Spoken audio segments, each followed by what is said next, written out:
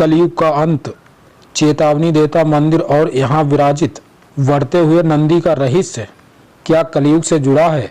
इस बढ़ते हुए नंदी का रहस्य क्या कलयुग के अंत में इस रहस्यमयी स्थान पर जाग उठेंगे नंदी? एक ऐसा स्थान जो जुड़ा है कलयुग से, आखिर क्यों बढ़ता जा रहा है यहाँ पर विराजित नंदी का आकार? आखिर कलयुग का अंत कब होगा?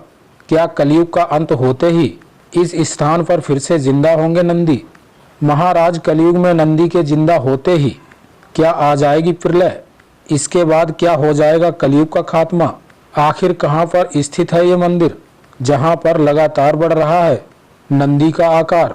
मित्रों, आज हम जानेंगे इस रहस्यमय मंदिर के बारे में जिसका संबंध है कलयुग से।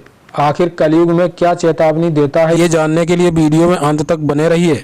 अगर आप चैनल पर नए हैं तो चैनल को सब्सक्राइब कर लें, घंटे को दबा के ऑल पर सिलेक्ट कर लें ताकि रोजाना ऐसी नई नई अपडेट आप तक पहुंचती रहे। देरी न करते हुए वीडियो को करते हैं शुरू। पौराणिक कथाओं तथा धर्म ग्रंथों में कलयुग से जुड़ी हुई अलग अलग बातें बताई गई हैं। कलयुग के अंत में महाप्रलय आने की बात भी कही गई है। शायद इसलिए ही इस मंदिर को तथा यहाँ विराजित नंदी के बढ़ते हुए आकार को भी कलयुग से जोड़कर देखा गया है। इस मंदिर में कई ऐसे रहस्य छुपे हैं जिसके बारे में सुनकर सभी हैरान हो जाएंगे। ये रहस्य हर किसी को सोचने पर मजबूर कर देंगे कि आखिर इस मंदिर में ऐसा क्यों होता है। उमा माहेश्वरी मंदिर में स्थापित नंदी का रहस्य हम बात कर रहे हैं। रहस्य से भरे एक मंदिर के बारे में। इसका नाम है यांगती उमा माहेश्वरी मंदिर की, जो स्थित है आंध्र प्रदेश के कुरनूल जिले में।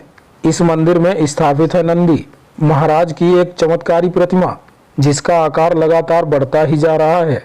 माना जाता है कि इस मूर्ति का आकार हर 20 साल में 1 इंच बढ़ता है।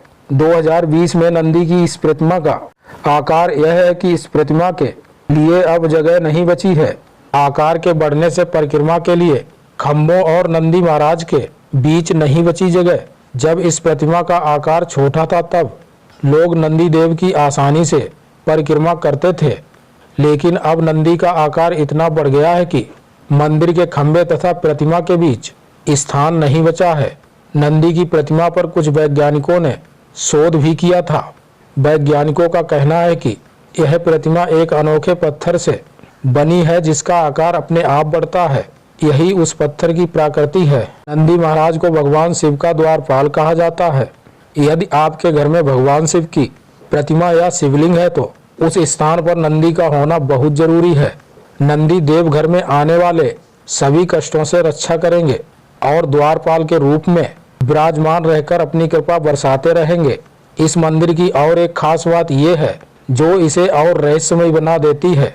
दरअसल यहाँ पर पुष्करणी तालाब भी है जहाँ पर नंदी जी के मुंह से लगातार पानी बहता रहता है, लेकिन आज तक इस बात को पता कोई नहीं लगा पाया कि आखिर नंदी के इस मुख में पानी कहाँ से आता है।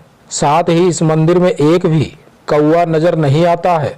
मानता है कि इस स्थान पर ऋषि अगस्त ने तप किया था। अपने तप में कोई विघ्न ना हो इसलिए उन्होंने कौवों को इस स्थान पर न आने का श्राप दिया था। इस मंदिर के पास 2 गुफा भी बनी हुई हैं। एक गुफा में भगवान वेंकटेश्वर की प्रतिमा स्थापित है।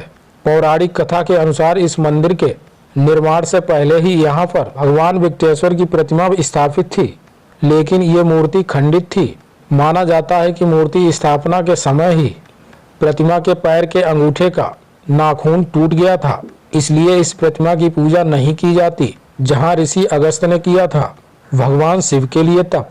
दूसरी गुफा में ऋषि अगस्त ने भगवान शिव के लिए तप किया था। उनकी तपस्या से प्रसन्न होकर भगवान शिव ने कहा कि ये स्थान कैलाश जैसा दिखता है, इसलिए उनका मंदिर इस स्थान पर बनाया जाए। ऋषि अगस्त द्वारा ही यहाँ पर शिव मंदिर की स्थापना हुई थी।